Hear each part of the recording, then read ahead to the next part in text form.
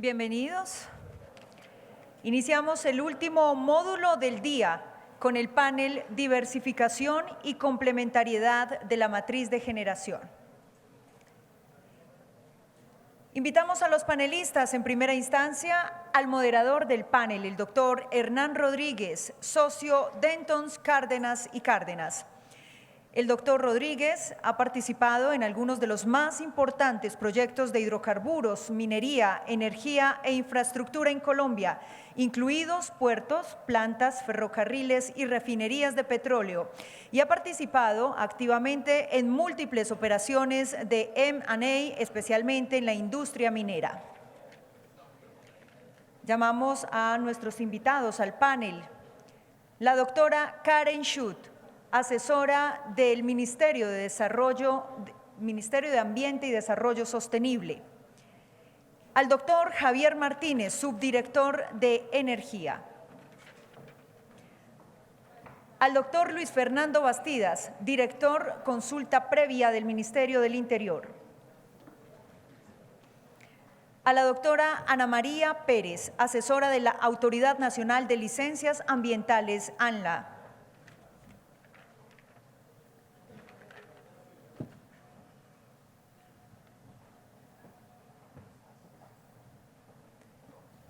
Doctor Rodríguez, usted tiene la palabra. Adelante.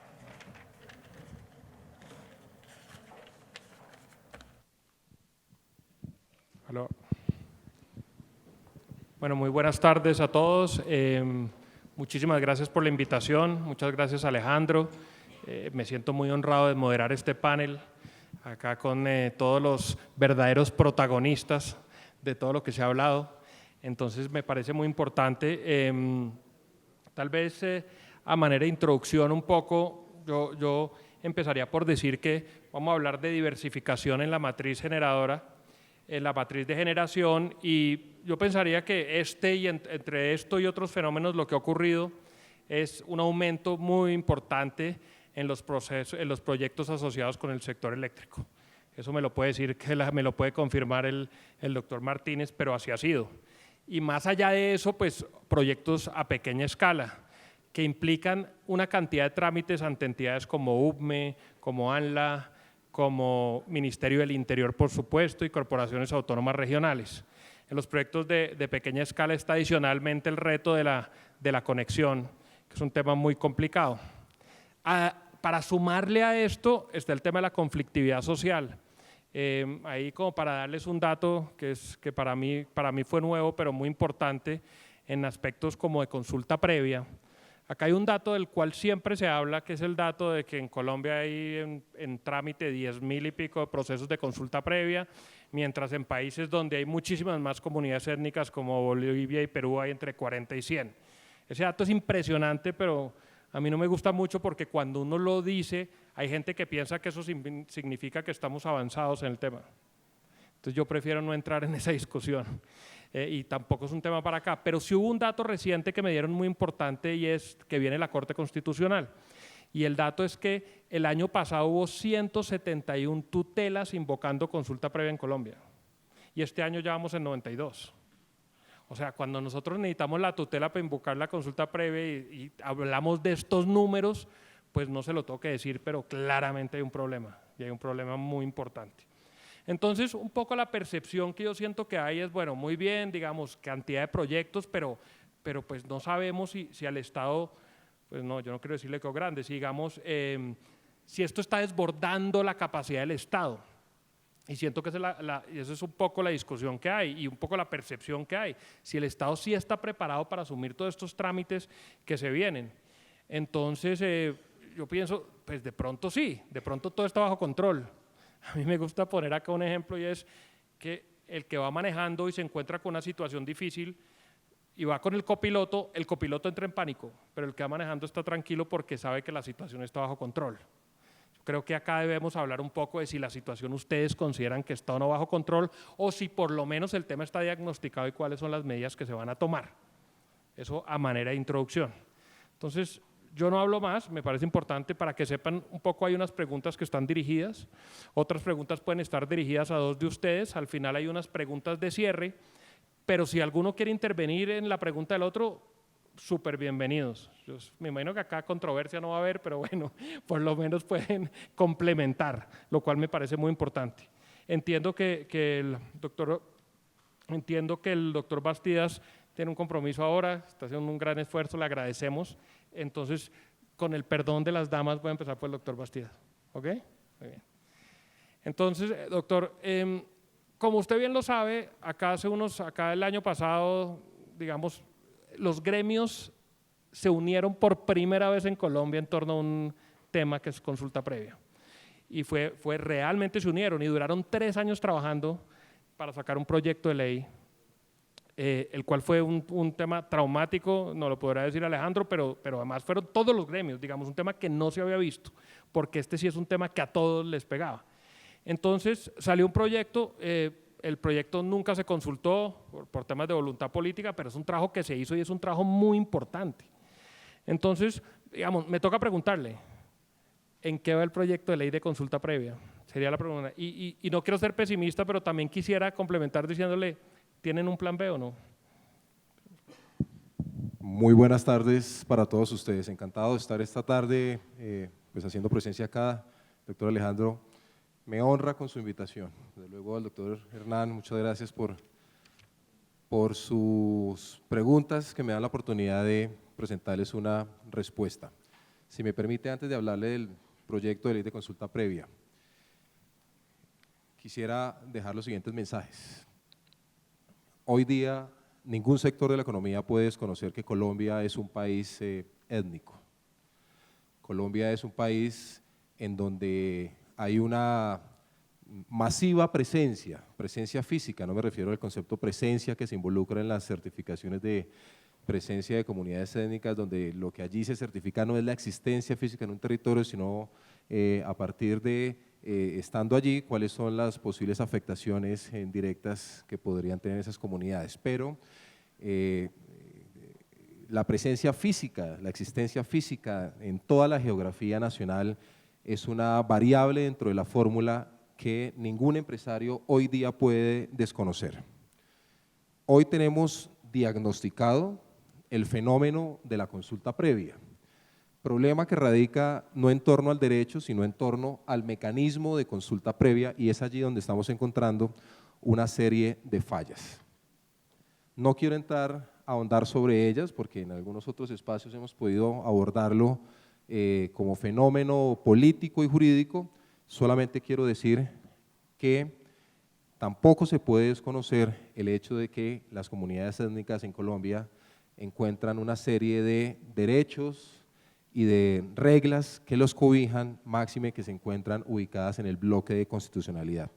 Luego eso es una realidad con la cual hay que convivir y a la cual hay que darle manejo. Cuando me refiero a manejo, lo que quiero decir es que hoy día el debate, más allá de los esfuerzos administrativos, políticos y de gobierno que estamos abordando de cara a ese problema que está haciendo ineficiente o que está generando una serie de barreras de acceso a la inversión, lo que allí realmente está sucediendo es una falta de diálogo. Una falta de diálogo a partir del hecho de lo que he mencionado anteriormente. Si uno cogiera un mapa de Colombia y le pusiera un punto de color a cada comunidad étnica en ese país, van a encontrar que el mapa de Colombia termina a todo color. Entonces, claramente, antes de llegar a las consultas previas, el reto de todo sector de la economía que va a llegar a intervenir un territorio es poder charlar, pero sobre todo dialogar. Y cuando estoy hablando de diálogo me estoy refiriendo a la búsqueda de convergencias que aseguren una visión conjunta de desarrollo. Las consultas previas, lamentablemente, hoy día tornaron en un espacio netamente indemnizatorio. Y cuando uno consulta el convenio 169, y ahí cuando me han ustedes a mí oído hablar de que la consulta previa no es un espacio de negociación y sí de participación, lo que me estoy queriendo referir es a que innegablemente va a haber alguna circunstancia de revisión de impactos y de revisión de medidas de manejo que suponen compensaciones, pero se está desperdiciando el verdadero valor y sentido que se quiso plasmar en el convenio 169.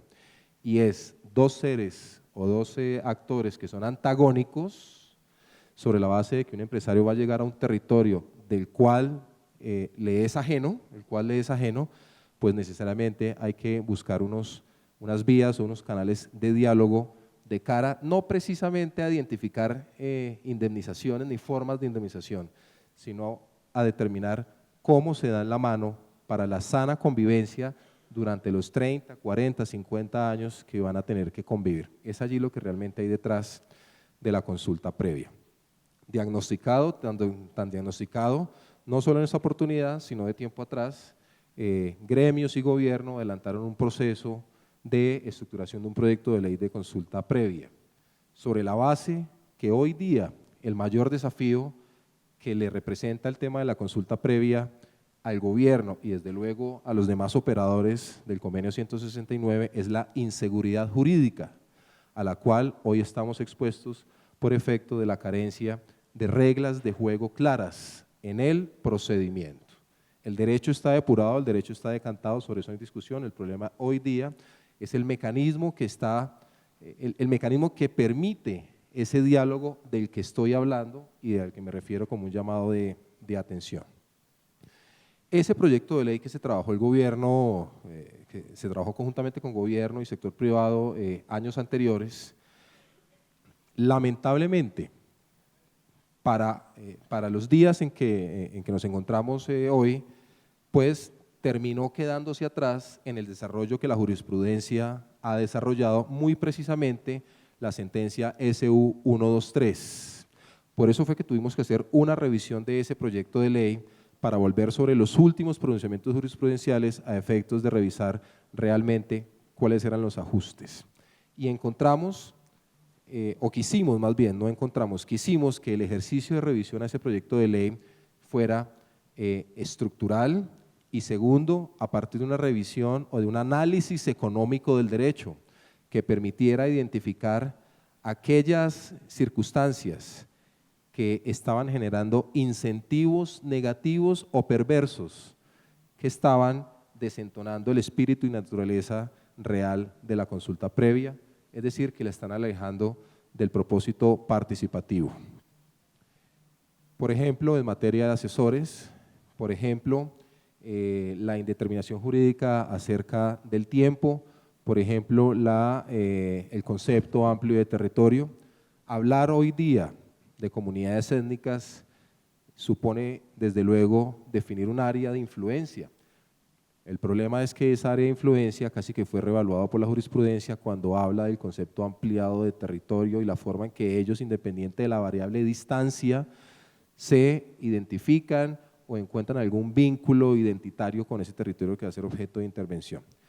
Luego hay una serie de circunstancias que hemos entrado a analizar y a revisar y desde luego a plasmar fórmulas de solución de modo tal que esa falla, que podría ser una falla de mercado que se está presentando en el Estado colombiano y que está haciendo ineficiente la asignación de los derechos y de los recursos para el acceso de bienes y servicios que aporta el sector privado a la economía nacional, pues le quiero decir, doctor Hernán, que tenemos un texto muy maduro, trabajado a partir de lo que ustedes en el pasado trabajaron. Sabíamos que era infructuoso empezar un texto, un proyecto de ley desde ceros, luego se empezó a trabajar a partir de lo que ustedes habían hecho. Hoy día tenemos ese texto muy maduro, con el acompañamiento de Presidencia de la República, las dos consejerías de la doctora Clara Parra, la consejería del doctor Carlos Enrique Moreno. Próximamente estaremos haciendo las convocatorias a los diferentes gremios a participar en la socialización para que conozcan ese texto. Hay un cronograma que esperamos poder satisfacer, eso tiene una serie de dificultades administrativas, económicas, y me refiero al interés de la señora ministra de poder iniciar la consulta previa del proyecto de ley de consulta previa, como quiera que la ley de consulta previa requiere consulta, en el mes de noviembre, proceso que tardaría alrededor de 4 meses. Una dificultad, el valor de lo que ese ejercicio participativo supondría. Hoy justamente estamos haciendo esa revisión, cerca de 18.000 millones de pesos.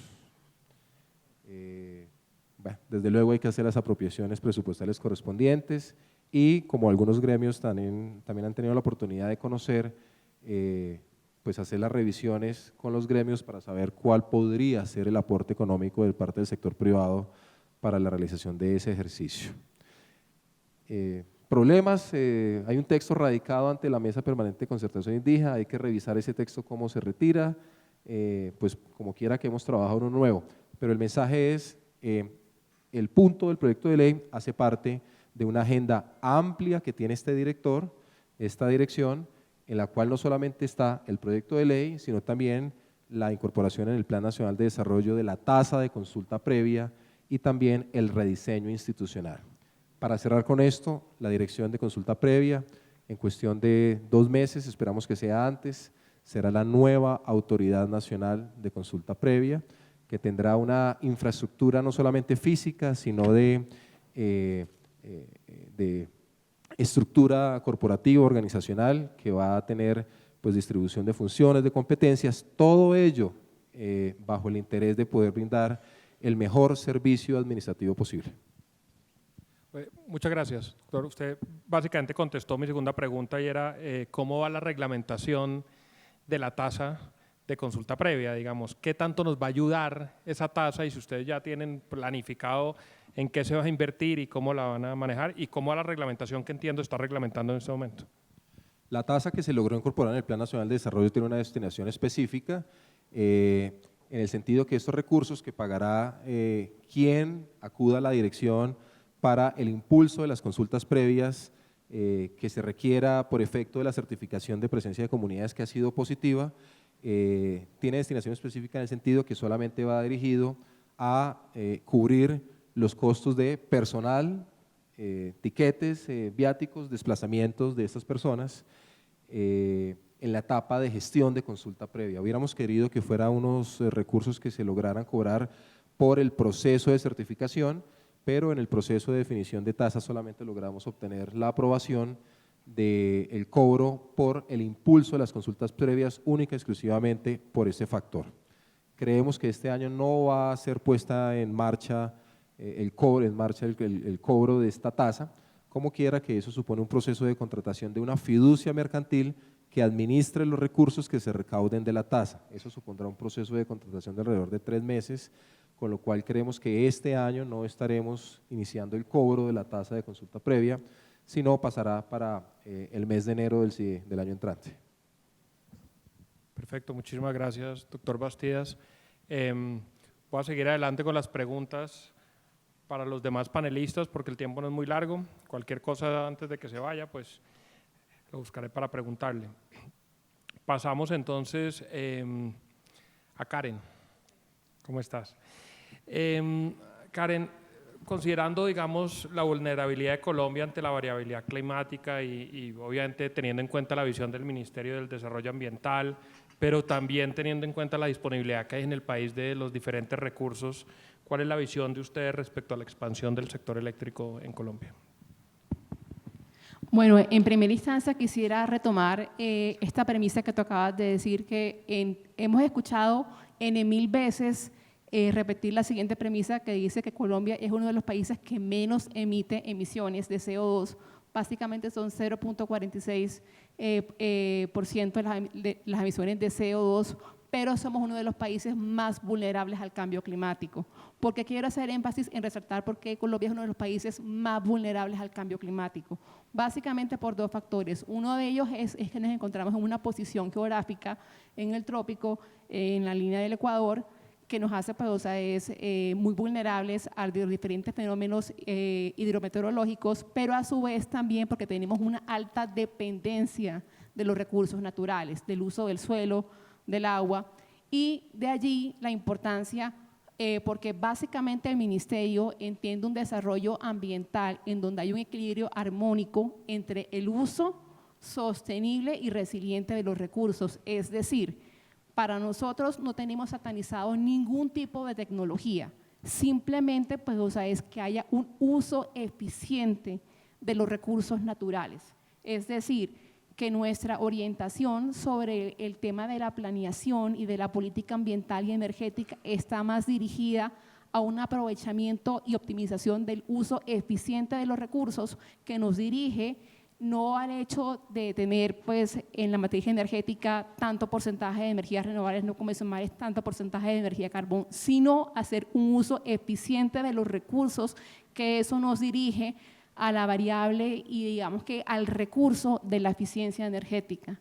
Por lo tanto, nosotros consideramos pues, que en la parte de la política ambiental y en la política energética estamos apuntándole en que evidentemente haya una diversificación de la matriz energética que nos permita hacer resiliencia a todos los efectos de vulnerabilidad de cambio climático y donde a su vez cada una de estas medidas nos contribuyan y nos ayuden a cumplir con los compromisos adquiridos en el marco del Acuerdo de París de COP21 y particularmente en este cuatrienio, que es reducir básicamente 36 millones de toneladas de CO2 equivalente. En ese sentido, que hemos pensado que tiene que haber una convergencia de las diferentes políticas y en torno del contexto social y territorial en el país. A nivel de política ambiental y energética, evidentemente que todas las acciones están dirigidas al cumplimiento de los objetivos de desarrollo sostenible, a la ley de cambio climático,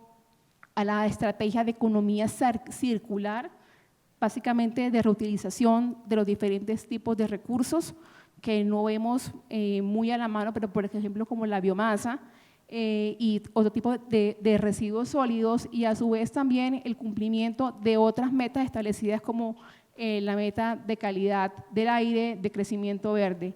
A su vez también a nivel de política energética y en convergencia con estos compromisos adquiridos a nivel internacional y nacional de COP21, de reducir el año 2030 en un 30% de las emisiones de CO2 y el Plan Nacional de Desarrollo, también estamos seguros que en la parte de innovación, ciencia y tecnología juega un aspecto fundamental en donde consideramos que se pueden adoptar medidas de eficiencia energética que contribuyan a la optimización y el uso menos intensivo de los recursos naturales. Y también a su vez del lado de la demanda en cuanto a generar diferentes tipos de instrumentos económicos y de mercado que cambien los patrones de consumo hacia un uso más eficiente de los diferentes recursos naturales.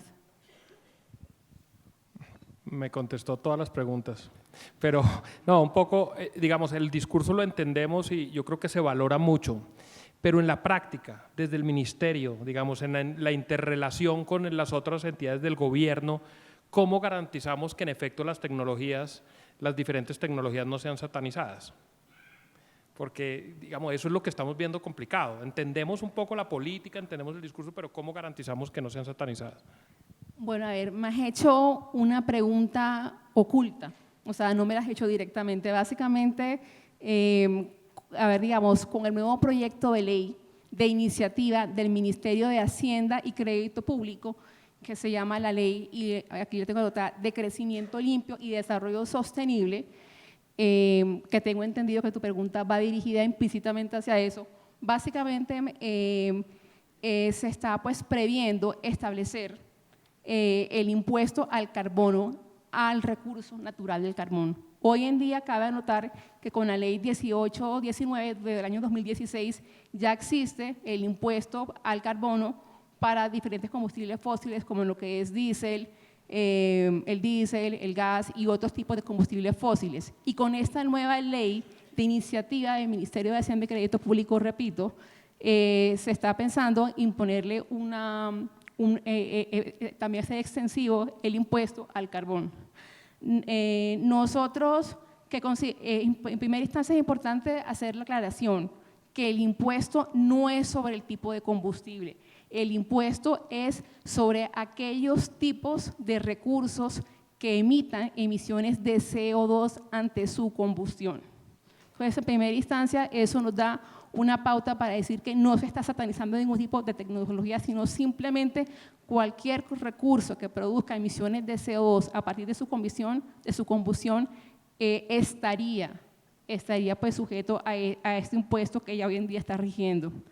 A su vez, nosotros no estamos satanizando ningún tipo de tecnología en el sentido de que si bien el impuesto al carbono tiene hoy en día un precio aproximadamente de 16.000 pesos por tonelada equivalente de CO2, que realmente pues, o sea, es un precio, entre comillas, un poquito que no te da ninguna señal, digamos que de carácter coercitivo. Sí, básicamente lo que el Ministerio de Ambiente pretende es que cualquier tipo de instrumento económico o de mercado que se diseñe o que se establezca permita que el agente económico pueda internalizar en dichos costos todas las variables y externalidades sociales y ambientales. Y también es del caso decir que hoy en día, en caso de no pues, o sea, es asumir ese pago del impuesto al carbono, está la opción del mercado voluntario de carbono neutro, es decir, se desarrolló un mercado de compensaciones producto de ese impuesto que uno lo podría ver como satanizar tecnología, sí o no, en el sentido de que yo puedo compensar mis emisiones de CO2 con proyectos que le apunten al desarrollo sostenible, Y básicamente el Ministerio de Ambiente no es todo que seamos arbolitos, todo verde, no. Para nosotros lo importante es el desarrollo sostenible. Y cualquier tipo de mecanismo, de instrumento de mercado que permita reducir las emisiones de CO2 para cumplir con nuestros compromisos y reducir la huella de carbono, estará siempre a la palestra. Y a su vez, vuelvo y repito y termino con esta idea, existe el mercado de carbono neutro que permite que cualquier agente económico pueda hacer proyectos de desarrollo, ya sea de compensación ambiental, ya sea de compensación energética, procesos más eficientes. Y ese es nuestro objetivo, realmente propender por el desarrollo sostenible de los territorios. Sí, no exactamente dirigida ya la pregunta, pero ya que lo mencionó, no, pero el gobierno va a apoyar ese proyecto tal y como está o va a proponer ajustes o digamos, o ya saben qué van a hacer con el proyecto, porque es muy importante, digamos, entender, ese no es un proyecto del gobierno, pero sí es muy importante entender si el gobierno lo va a apoyar tal y como está o si se va a proponer algún ajuste al tema. Básicamente, este proyecto de ley está en revisión. Pienso que hace falta bastante camino por recorrer y sobre todo de consulta, porque básicamente, más que ser una ley de crecimiento limpio y desarrollo sostenible, yo diría personalmente que es una ley tributaria o es una ley para establecer impuestos bajo la concepción de desarrollo sostenible y cambio climático. Entonces, como vuelvo y repito, es una iniciativa del Ministerio de Hacienda porque básicamente es el establecimiento de tributos en función del concepto de energías limpias. Mil gracias, muchas gracias. Ana María, digamos, en el tema de ANLA, nosotros sabemos que se han expedido licencias ambientales para proyectos de generación eólica. Nosotros sabemos que se ha hecho un esfuerzo importante en que la entidad sea cada vez más técnica. Sabemos que han avanzado en los plazos. No todos son flores. No, un poco que queremos que nos cuentes, o sea, cómo han llegado allá. Más de cómo han llegado allá, qué tienen previsto para lo que se viene, porque me parece que los retos que se vienen son aún más grandes que con los que ustedes se encontraron. Entonces, ¿por qué nos cuenta un poco? Porque me parece que es un ejemplo para otras entidades y además para saber, y también recomendaciones para las empresas, porque es que a veces lo que he oído es que a veces el problema está incluso en las empresas. Entonces, ¿qué nos cuenta sobre eso? Listo, son varias preguntas en una. Efectivamente, hemos dado ya 4 licencias a proyectos de fuentes no convencionales de energías renovables, tanto eólicos como solares. Recientemente expedimos la última licencia a Celsia Solar Chicamocha, hace un par de semanas. Tenemos actualmente 14 trámites diferentes en proceso de proyectos solares y eólicos y uno de un proyecto hidroeléctrico. Este año no hemos recibido nuevos proyectos de generación térmica, pero suponemos que nos van a llegar próximamente teniendo en cuenta la subasta que hubo a principios de año. Desde la entidad efectivamente hemos hecho bastantes cambios en el último año, desde la nueva dirección a cargo de Rodrigo Suárez, buscando optimizar y ser mucho más eficientes en el proceso de licenciamiento ambiental. Para esto la entidad desarrolló una herramienta para controlar los términos, en el cual vamos viendo día a día cómo vamos avanzando y si tenemos o no proyectos que puedan estar fuera de términos por parte de la entidad. Gracias a esta herramienta y a todo el trabajo adicional que se ha hecho, hoy en día hemos llegado a unos mínimos históricos en proyectos fuera de términos. Actualmente tenemos únicamente 3 proyectos fuera de términos, 90 proyectos en proceso de evaluación que se encuentran en términos. De los 3 proyectos que tenemos fuera de términos, no hay ninguno del sector eléctrico, hay 2 del sector hidrocarburos y 1 del sector minero. Y para alcanzar estos números se ha realizado gracias a un fortalecimiento de la capacidad técnica de los diferentes equipos. Se están contratando profesionales con unas experiencias idóneas y muy específicas en ciertos temas, hidrogeología, hidrometeorología, dependiendo del sector y del proyecto. Adicionalmente, estamos realizando un desarrollo, una formulación de un plan de instrumentos internos que nos permiten optimizar todo el proceso de licenciamiento ambiental y que hemos estado socializando con los diferentes sectores. Estamos buscando estandarizar las obligaciones mínimas dependiendo de la fase, el tipo del proyecto y la etapa en la que se encuentra, para que todos los desarrolladores de proyectos sepan cuáles van a ser esas obligaciones mínimas que van a tener tanto en tiempos de modo, tiempo y lugar, que efectivamente a todos los proyectos que están de generación térmica, que están en una etapa de construcción, se les pida exactamente lo mismo y que no varíe dependiendo del proyecto. Adicionalmente, estamos en un proceso de estandarización y jerarquización de impactos ambientales. Esto es para que todos sepan cuáles son esos impactos ambientales mínimos que deben ser evaluados, cómo deben ser llamados y cuáles son las medidas de manejo que deben estar asociadas a cada uno de estos proyectos.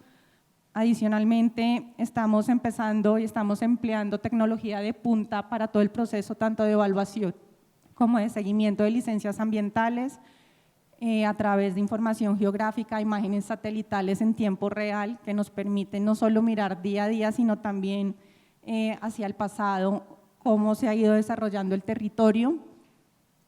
Hemos implementado también una estrategia de articulación en el territorio, ya tenemos presencia en diferentes regiones del país, tenemos más de 45 profesionales en región, que nos ha permitido también un acercamiento con los diferentes municipios y que nos ha ayudado a disminuir en este corto plazo el tema de quejas y PQRs que recibimos.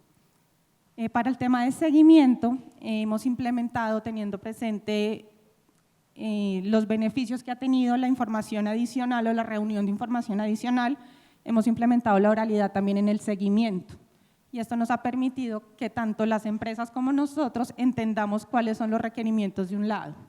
Muchas veces lo que nos dimos cuenta que pasaba es que el técnico escribía una cosa, pensaba una cosa, escribía otra, cuando lo leía la empresa entendía otra completamente diferente, pasaba a revisión del jefe y el jefe entendía otra, y cuando nos llegaba a nosotros, pues claramente no era lo que nosotros inicialmente estábamos solicitándoles. En estas reuniones damos esas claridades que les permiten a ustedes como empresas saber qué es lo que nosotros estamos pidiendo de primera mano para darnos la respuesta suficiente, y nos ha ayudado también a disminuir los tiempos de respuesta en seguimiento. Anteriormente nos estábamos demorando cerca de 150 días en darles a ustedes respuesta a los seguimientos, hoy los tiempos han disminuido a 50 días hábiles. Entonces, en realidad estamos siendo en eso mucho más eficientes. Adicionalmente, y una de las propuestas que se tiene desde la ANLA es un acercamiento muchísimo más activo con los sectores productivos, y a raíz de esto hemos firmado diferentes agendas ambientales sectoriales con 8 gremios del sector productivo, están todos los gremios del sector eléctrico, entre esos se encuentra ANDEC, con 2 objetivos esenciales. Uno primero es un tema de planeación, visto desde la manera general. Y esto es que las empresas nos puedan informar a nosotros con antelación qué trámites nos van a radicar para nosotros poder planearnos al interior y tener el equipo humano suficiente para responder a las necesidades de licenciamiento ambiental que nos van a llegar. Si el sector nos informa y nosotros, gracias al trabajo que también estamos adelantando con la UME, tenemos conocimiento que a lo largo de enero del próximo año nos van a llegar 10 licencias, nosotros podemos salir a contratar a la gente suficiente para atender las 10 licencias. Pero si no nos llegan 10 sino 30, pues tenemos capacidad para atender 10 licencias y claramente no vamos a poder responderles a ustedes con oportunidad. Entonces la invitación también es a que nos ayuden con esa información para nosotros podernos planear y adelantarnos a lo que nos va a llegar. Otro de los puntos que se han tocado en diferentes jornadas que hemos tenido con los sectores es el tema también de la calidad de los estudios de impacto ambiental. Efectivamente se ha ido mejorando, pero todavía hay muchos retos y oportunidades de mejora en este sentido. En temas del modelo de almacenamiento geográfico, todavía estamos devolviendo muchísimas solicitudes de licenciamiento ambiental que no alcanzan a entrar todavía a auto de inicio porque la información desde un punto de vista de forma no está cumpliendo con los requerimientos básicos. Y si tú en el primer filtro no estás cumpliendo, también te da un indicador de cómo puedes llegar a estar a futuro. Entonces la invitación también es a seguir y aumentar la calidad de los estudios ambientales para asegurarnos que el proceso va a ser mucho más eficiente, que las solicitudes de información adicional a futuro puedan ir disminuyendo y que efectivamente los tiempos entonces se puedan empezar a cumplir. Adicionalmente, para el tema de fuentes no convencionales de energía renovable, en conjunto con el Ministerio de Ambiente, a finales del año pasado se expidió un decreto para eximir de diagnóstico ambiental de alternativas los proyectos eólicos, solares, creo que también geotermia, y geotermia, a excepción todos menos biomasa, para que no tuvieran que presentar diagnóstico ambiental de alternativas y pudieran entrar directamente a presentarnos el estudio de impacto ambiental. Esto es únicamente para el proyecto de generación. Las líneas de transmisión asociadas a esos proyectos todavía requieren diagnóstico ambiental de alternativas, porque si nos han hecho algunas solicitudes que incluyen el proyecto de generación y la línea y lo pasan directamente a ella, olvidando que la línea tiene que surtir el proceso de diagnóstico ambiental de alternativas. Seguimos nosotros en el proceso, la idea es terminar este plan de instrumentos lo antes posible para poder seguir mejorando el proceso de licenciamiento ambiental, seguir cumpliendo con nuestros términos.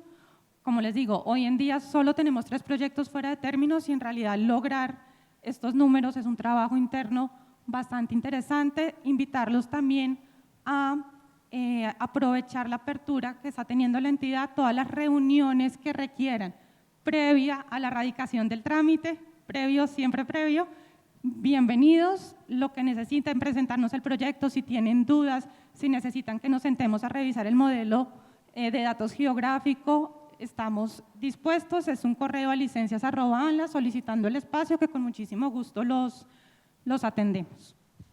Muchas gracias, muchas gracias. Doctor Martínez, ustedes son los que van recibiendo, han recibido esta cantidad de proyectos. ¿Ustedes han pensado, o ya lo hicieron, generar, digamos, como un mecanismo, un esquema para priorizar los proyectos que se presentan y así haya un orden para lo que viene y después haya sinergia con los trámites que tienen las otras entidades? Bueno, buenas tardes a todos. En primer lugar, pues muchas gracias por la invitación. Bueno, respecto a la pregunta, el tema de priorización lo podemos ver, yo creo que desde dos puntos de vista. Uno desde la forma general y otro desde la forma particular, porque creo que vamos finalmente al tema de los proyectos, especialmente los de generación. En el tema, digamos, más general, debemos tener en cuenta que los proyectos que tienen compromisos de una u otra manera, pues tienen una priorización. Me explico. Los proyectos del cargo por confiabilidad, por ejemplo, tienen un elemento de priorización que es el que nos permite a nosotros y nos ha llevado a poder definir y a resolver especialmente pues, el trámite de conexiones, que es el que tiene que ver más directamente con nosotros una vez se surte la subasta. Pues, y para señalar de esto, digamos, podemos ver que de los 20 proyectos del cargo por confiabilidad, digamos, nuevos, ¿sí? Hay algunos que son reformas o ampliaciones, pero de estos 20 proyectos, en este momento todos tienen resuelta su conexión. Muchos de ellos, para muchos de ellos fue necesario, pues digamos, apelar a ese criterio de priorización. ¿Sí? La priorización les da un derecho preferente en la fila, pues para poder resolver el tema de conexión. Bueno, vienen otros mecanismos que más que priorización son de apoyo a la gestión y al desarrollo de los mismos proyectos que muchos de ustedes conocen, que es el esquema de PINES, de los proyectos estratégicos, que es más un tema de coordinación entre entidades, de apoyo a la gestión, lo cual no quiere decir que, pues, digamos, busquemos con ello saltar alguno de los pasos o alguna de las etapas, y hay otro mecanismo para los que no son pymes, que es la mesa de alto nivel, que en muchos casos es bien efectivo, y entonces sobre esto trabajamos. Ahora, específicamente en el tema de conexiones, hemos visto, digamos, que se hace necesario, digamos, hacer ajustes, realizar ajustes. Dentro de esos ajustes estamos pensando y estamos proponiendo, algunas cosas están dentro de nuestra administración, que son más procedimentales, algunas cosas de estas requieren probablemente ajustes normativos, independiente de dónde vaya o dónde recaiga ese tema del ajuste normativo. Un primer elemento es pensar en una ventanilla única. El tema de la ventanilla única es clave porque a efectos de la priorización, pues digamos hay áreas del país donde hay muchos agentes y a todos les llegan momentos diferentes, les llegan proyectos. Ustedes saben que para que la UME finalmente analice el tema de la conexión, primero debe pasar por el operador o el transportador de la región. Para evitar, digamos, esas dificultades, lo primero es que todos tengamos la misma información y tener en una ventanilla única que nos pueda distribuir, nos pueda permitir distribuir esas solicitudes a cada uno de los agentes, pero ya las tendríamos en un listado que sería totalmente, digamos, público, y que tanto el agente que está solicitando como el que está realizando el trámite primario lo conozcan, al igual que las otras autoridades. Entonces ya saben qué viene detrás. Luego de que surta el trámite a través de estos operadores o transportadores, pues vendrá la UME, se señalará el dictamen final sobre la conexión. Pero eso requiere algo más. Eso requiere algo más frente a lo que son, digamos, las normas. Y hoy en día estamos trabajando, pues como no hay un criterio específico frente a cuál debe ser el ordenamiento, pues está apelando a lo que nos dice por allá alguno de los códigos legales, el código de procedimiento, creo que si no hay algo específico, pues utilizamos el orden de llegada. Sí, entonces según el orden de llegada se emiten los conceptos. Podemos pensar en que esto lo podemos cambiar y podemos introducir criterios de priorización, como por ejemplo el estado de avance, la fecha de entrada en operación, y podemos llegar incluso a una propuesta mucho más avanzada que fuese, por ejemplo, objeto o el resultado de una subasta o de un interés real, donde uno busque que realmente se materialicen los proyectos. Al final, ¿qué es lo que nos interesa? ¿Que hayan proyectos en la fila adelante con concepto de conexión? No necesariamente. Nos interesa que los proyectos se hagan, ¿sí? Entonces, allí lo que podemos pensar, también de manera complementaria, es que hayan unas reglas un poco más exigentes para que los proyectos entren, que se generen unas obligaciones, eventualmente que haya un mecanismo de garantías, que las fechas tengan un límite, o las fechas de entrada en operación tengan un límite en el número de veces que pueden cambiarlas. Que hayan este tipo de cosas realmente para que quien inicie un trámite de estos esté consciente de lo que se viene, ¿sí? Y pues digamos le dé un entorno mucho más claro al proyecto. Con esto, digamos, resolvemos bastantes cosas. Ahora, eso también implica que hoy en día tenemos muchos proyectos aprobados y que pues lastimosamente algunos van avanzando, otros no tanto. Para estos que de pronto no van tan avanzados, pues hay que buscar también o incentivarlos de una u otra manera, o mirar a ver qué se puede hacer con esa capacidad. Sí, pues hay que buscar algo intermedio, y esto eventualmente implicaría un periodo de transición. Muchas gracias. Nos queda como un minuto, pero Alejandro, ¿puedo hacer una pregunta de cierre a cada uno sin problema? Ok, entonces voy a quedar con usted, doctor Martínez, para hacerle su pregunta de cierre. Digamos, usted es la entidad que planea, ustedes son los estudiosos, son los que tienen estudios. Con todo lo que ha pasado, digamos, en el último tiempo, ¿cuál es su posición hoy, o la posición de la UME hoy frente al fracking y frente a las plantas de regasificación, específicamente la del Pacífico? Bueno, ok. El tema de la planta de regasificación, especialmente la del Pacífico y el fracking, pues definitivamente no son excluyentes. La planta de regasificación claramente pues, nos daba un elemento de confiabilidad en el sistema y digamos más que el fracking, el autoabastecimiento pues nos da garantía de suministro en el país. No podemos pensar justo en eso, en que sea uno o el otro, o qué pasa si si encuentro y tengo la planta, la regasificadora nueva instalada. No, pues yo creo que el tema, pues como les digo, es un tema complementario y nos arrepentimos menos si tenemos la planta de regasificación instalada que si no la tenemos y no encontramos en la exploración. Ahora, el tema del fracking, pues la ministra bien ha señalado claramente la necesidad y la posición, pues la idea es iniciar con los pilotos, nos debemos ajustar a los requisitos que esto pues nos exige, con toda la técnica, con todo el cuidado que esto debe llevar, respetando absolutamente todos los procedimientos, pero tenemos que pensar en él definitivamente. El tema del abastecimiento propio es bien importante para el país.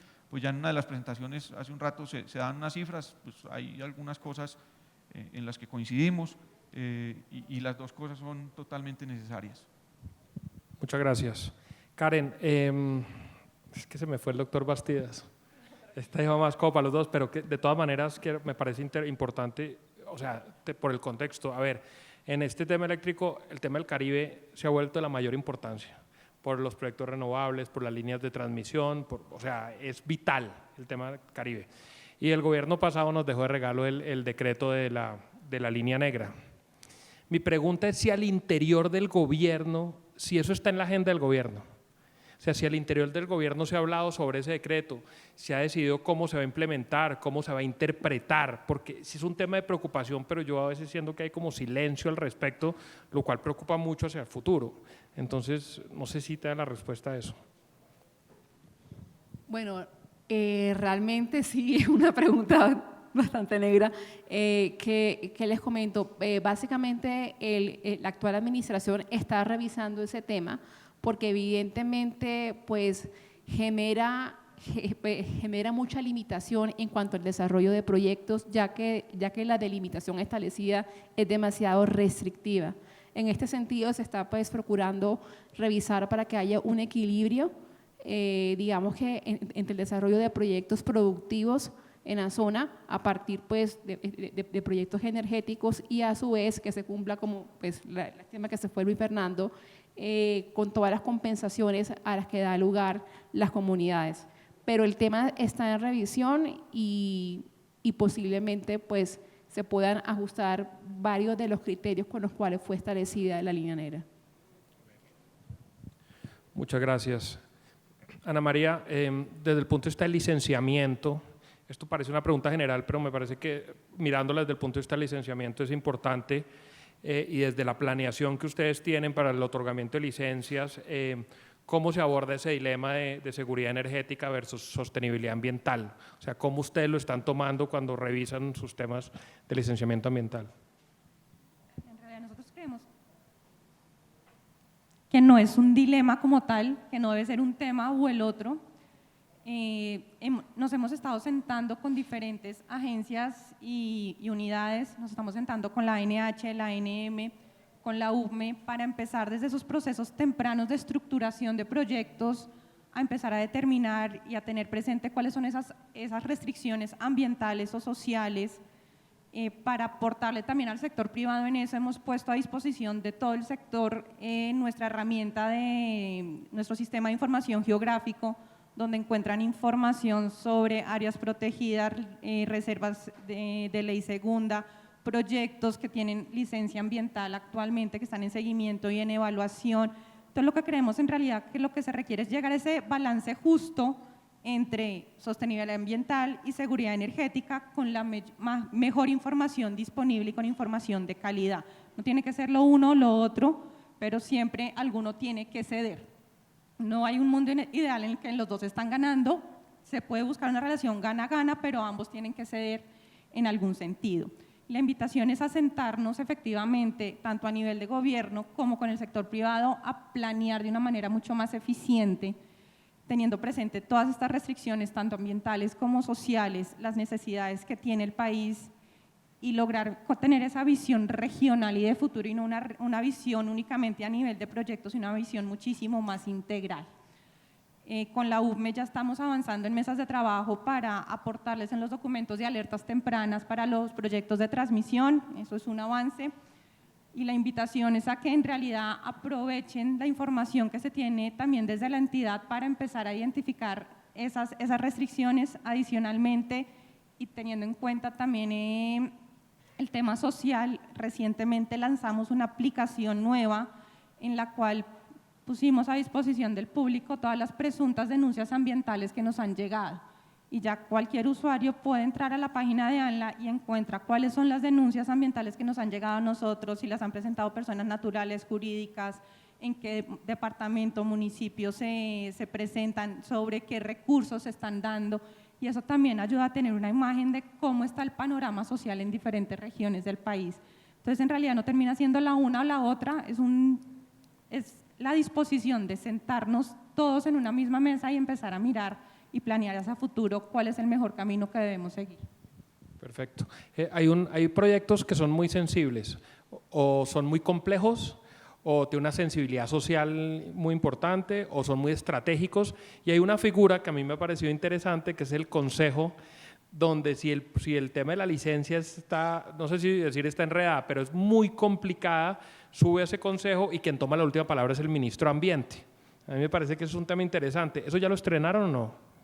El Consejo Técnico Consultivo se va a estrenar dentro de poco por un proyecto minero. Se está evaluando la posibilidad de convocar el Consejo Técnico Consultivo para que en últimas, a través de ese consejo y con el concepto vinculante del ministro de Ambiente, pues se tome la decisión. Pero efectivamente hasta el momento no ha sido usada.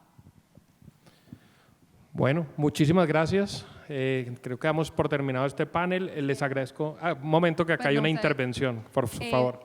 Les quería comentar que el día lunes 30 de septiembre va a haber en el Ministerio de Ambiente y Desarrollo Sostenible una audiencia para recibir todos los comentarios de la ley de reforma del SINA y de las CARS. Entonces, considerando pues los diferentes tipos, digamos que de denuncias y diferentes tipos de situaciones que se han encontrado por parte de las corporaciones autónomas regionales en cuanto a la utilización de las transferencias del sector eléctrico, consideramos muy importante contar con la participación de las empresas afiliadas a SANDEC para que, por favor, en el marco de la consulta para la reforma de las CARS y del SINA, hagan todos los comentarios del caso. En ese sentido, también se está estableciendo una plataforma o un sistema que se va a llamar SIGBA, que es el Sistema de Información de Gestión de Planificación Ambiental, en el cual se va a hacer un monitoreo de las inversiones, gastos y ingresos que tienen todas las corporaciones autónomas regionales para saber cuál es la destinación de las transferencias del sector eléctrico. Entonces, sí es de suma importancia para que, por favor, emitan sus comentarios o asistan a la audiencia que es este lunes para la reforma a las CARS y al SINA. Si no participan, después no se quejen, ya que nos estará abriendo el espacio. No, muchísimas gracias por contestar todo tan abiertamente y gracias.